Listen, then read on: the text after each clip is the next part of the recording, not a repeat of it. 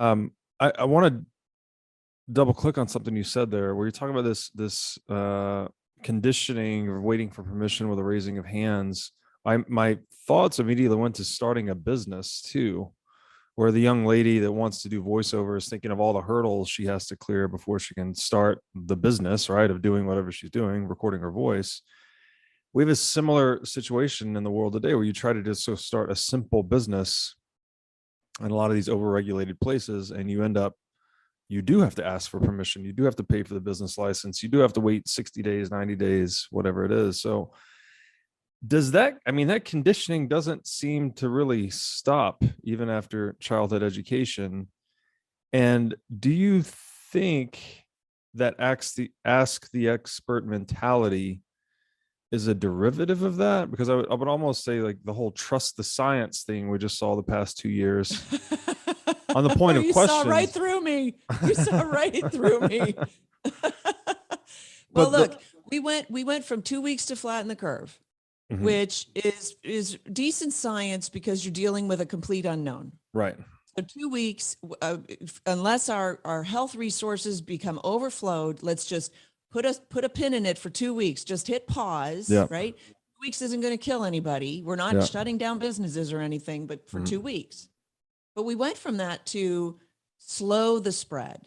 And I immediately started asking, well, why not speed the spread? Like, where's the science on slow the spread? Since it hasn't been delivered that the 2 weeks really accomplished that it needed to happen to accomplish what it did, right? But nobody asked a question. Everybody was like, trust the experts, just wait till they tell us what to do. And then when they told us what to do, holy smokes, we just all did it. Right.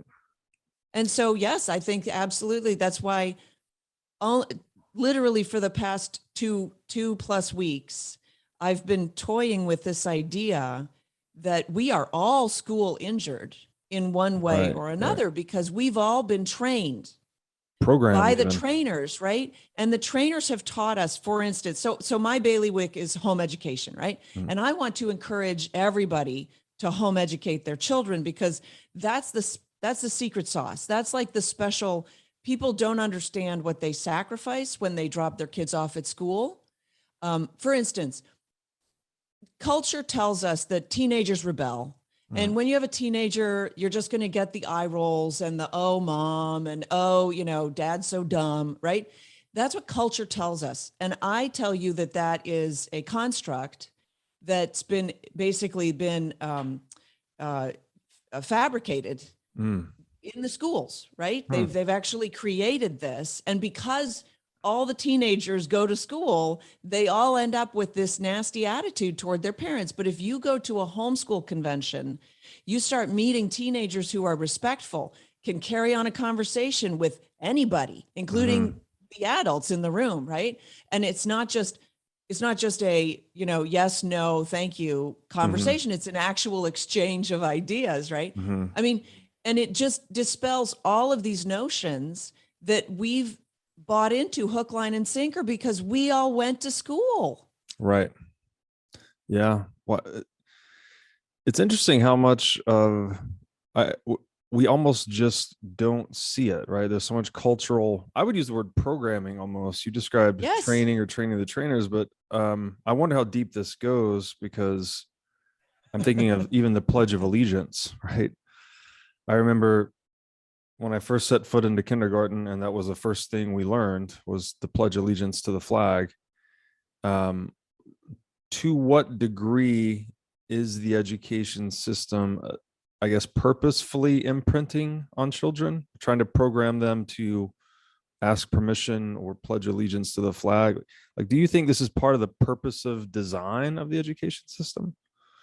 So initially, the idea of public education was to instill biblical values, because this nation is based on freedom.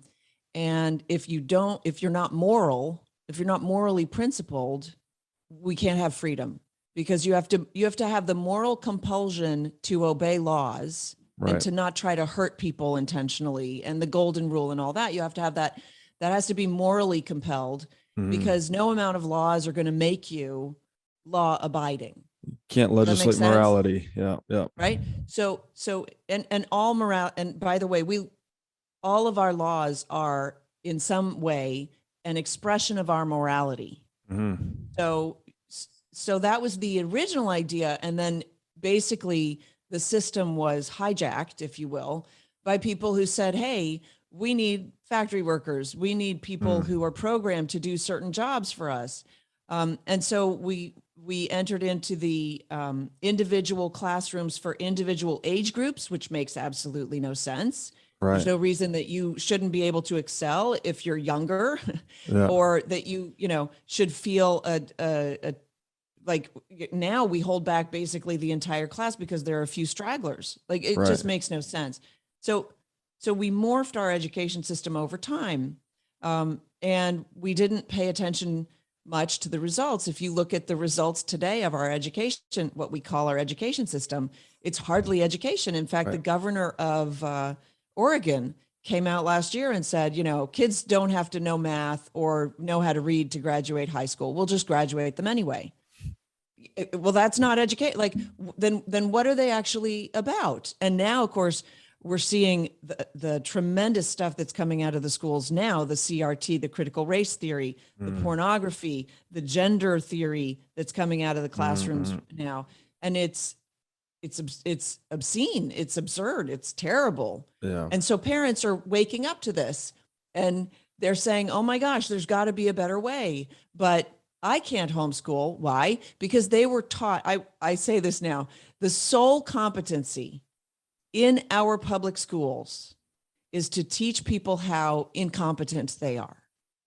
Because if you went all the way through high school, but you're like, yeah, I don't know how to teach my third grader. I just, I don't know.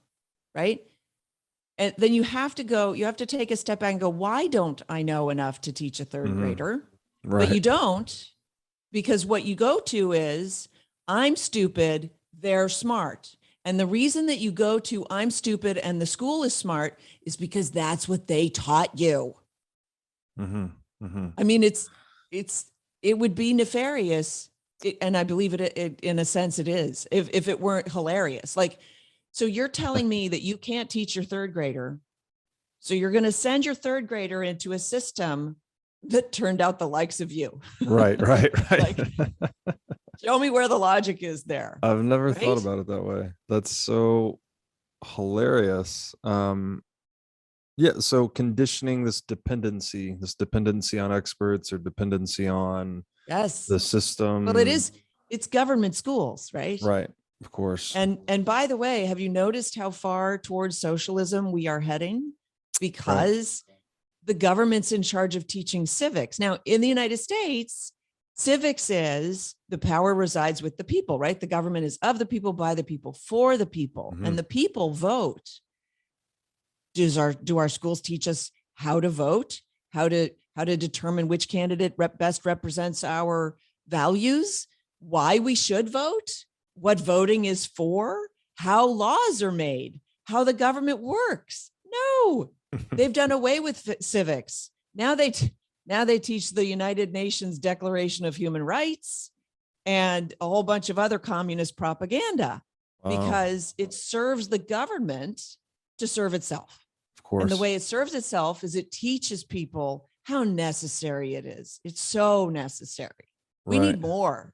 And that's why we have these young people in schools, and they travel all the way to Washington, D.C. to demand gun laws. Right. Right. You're my government. You fix it now. You're my government. You take care of us. You give us health care now because you're my government. And what do they know? They went to school, so they were taught that government is there to fix it. Government is there cradle to grave for you, darling.